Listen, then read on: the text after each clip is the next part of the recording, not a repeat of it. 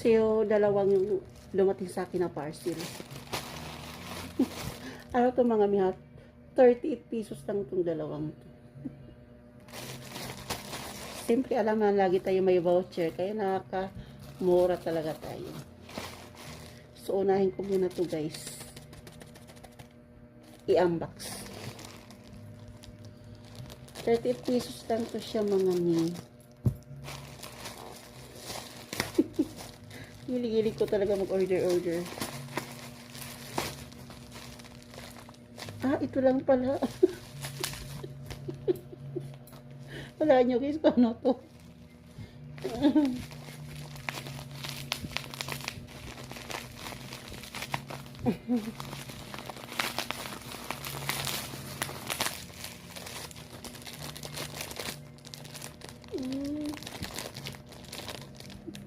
May pamprito na ako.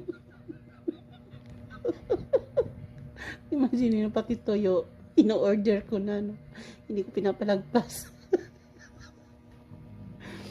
Ano lang to siya mga may 29 pesos lang to.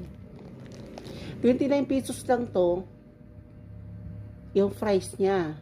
Kung wala kong voucher, ang babayaran ko nasa mga 70 pesos ang babayaran ko nito. So, may voucher ako, binayaran ko lang yung price niya na 29 pesos. Hindi na ako nagbayad ng shipping. So, yun lang po guys. Bye-bye.